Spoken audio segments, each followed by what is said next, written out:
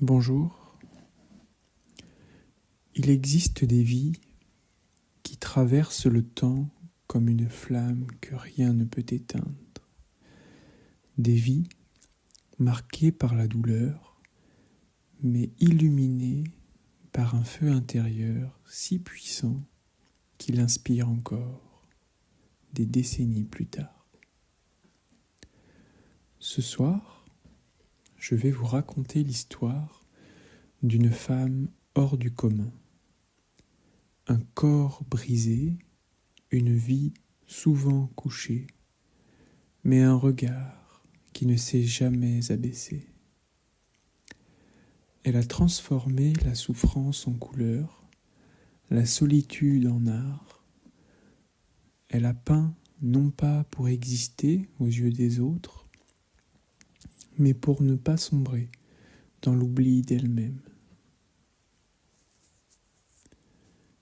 Imaginez un lit cloué au sol, un miroir au plafond, un pinceau serré entre des doigts tremblants, et sur la toile, une vérité brute, intense, bouleversante. Cette femme, c'est Frida Kahlo, et voici son histoire.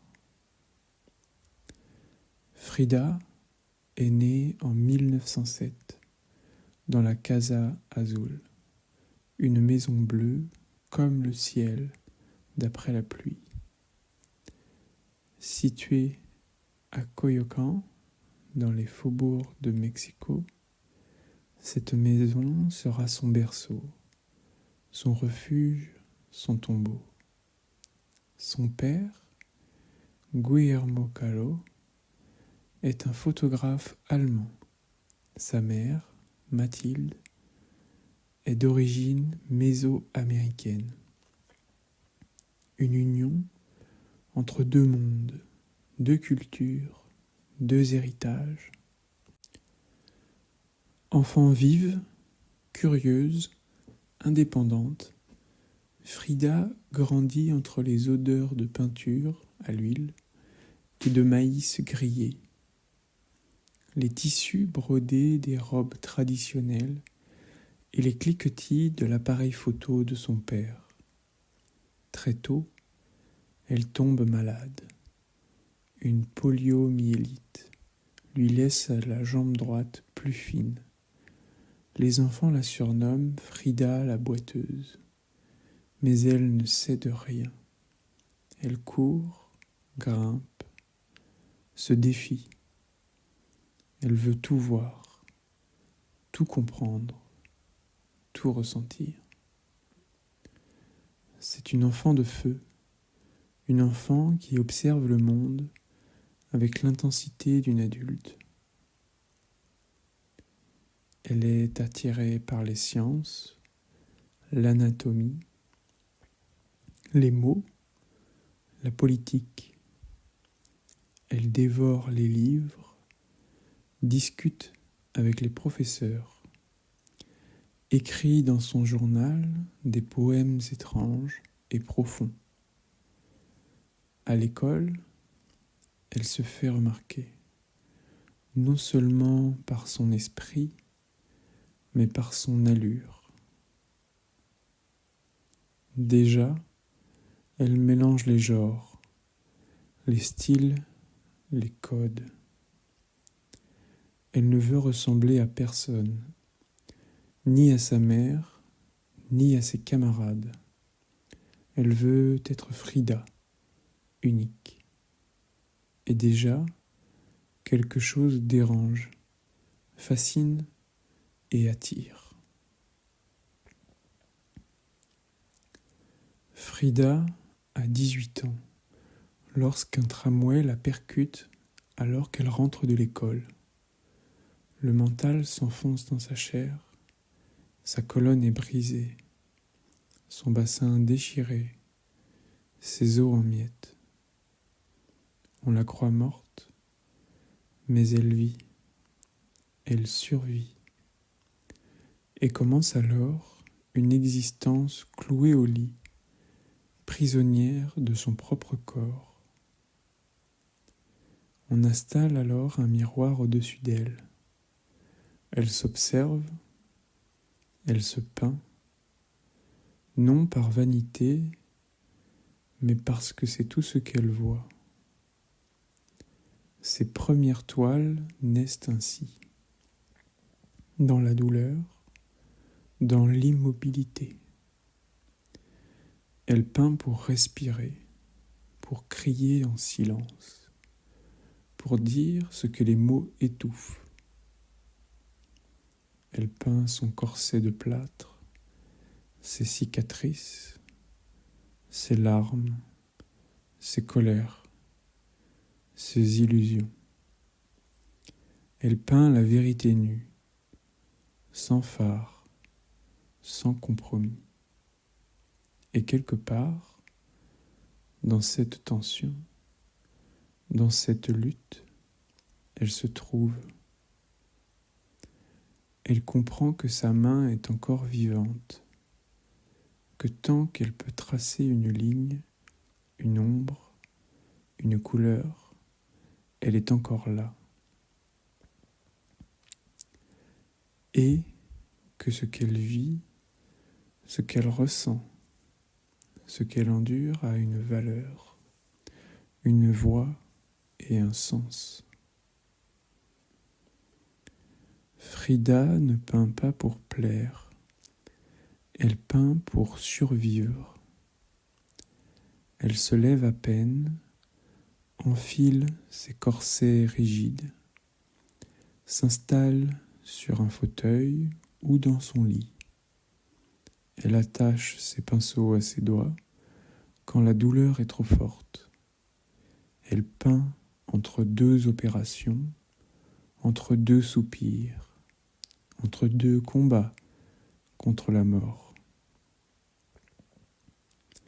Sa maison devient un atelier vivant. Les murs sont peints, les meubles aussi, des singes, des perroquets, des chats se promènent librement.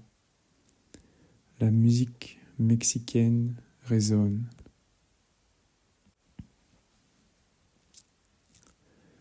Elle porte des fleurs dans ses cheveux, des bijoux indigènes, des robes traditionnelles aux couleurs vives. Tout en elle devient art. Tout est un message. Tout est un symbole.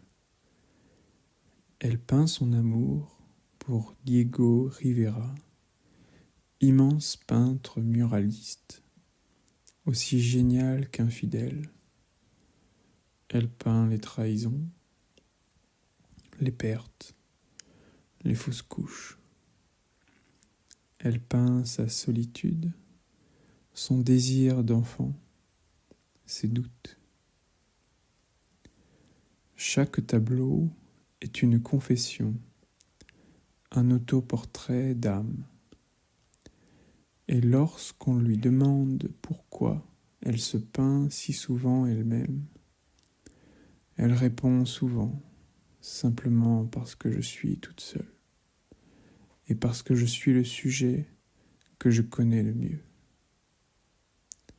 Son art est un cri, un chant, une prière, une cicatrice qu'elle expose, non pour qu'on la plaigne, mais pour qu'on la voie vraiment. Elle souffre, corps et esprit. Elle est opérée des dizaines de fois. Elle passe des mois enfermée, seule avec sa douleur. Ses amours la brisent autant qu'ils la nourrissent. Diego l'adore, mais l'abandonne souvent. Elle l'aime, mais veut exister par elle-même. Elle doute. Est-elle une vraie artiste, ou juste la femme du grand peintre? Les critiques sont parfois dures, trop crues, trop intimes, trop trop féminine. Mais Frida tient bon. Elle expose, voyage, rencontre Picasso, Breton, Kandinsky, mais jamais ne quitte longtemps sa casa azul. Car au fond, c'est là, entre ces murs colorés, que palpite sa vérité. Et chaque jour, malgré la douleur, malgré l'épuisement, elle choisit de créer, de dire, de transformer.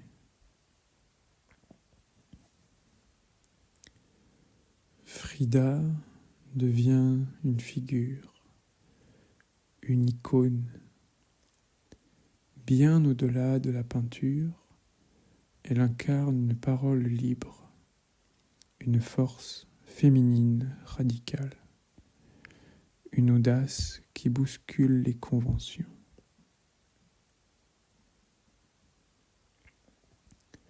Ces tableaux deviennent des cris de vérité, des hymnes à la survie. Les femmes s'y reconnaissent, les opprimées aussi. Elle reçoit enfin les honneurs qu'elle méritait, mais elle les accueille sans vanité, car elle sait d'où elle vient et ce qui lui en a coûté pour en arriver là. Ses œuvres deviennent des étendards, des miroirs, des refuges. Et sa voix, autrefois éteinte par le chagrin, résonne dans les musées, les livres, les mémoires. Frida meurt en 1954, mais son regard sur ces étoiles ne meurt pas. Il reste là, intense, brûlant, vivant. Ces mots aussi, je peins des fleurs pour qu'elles ne meurent pas. Pieds, pourquoi vous les voudrais-je, si j'ai des ailes pour voler? Ce soir, si la vie vous semble trop lourde, si votre corps vous trahit, si votre esprit fatigue, souvenez-vous de Frida, de ses couleurs, de ses corsets peints comme des armures,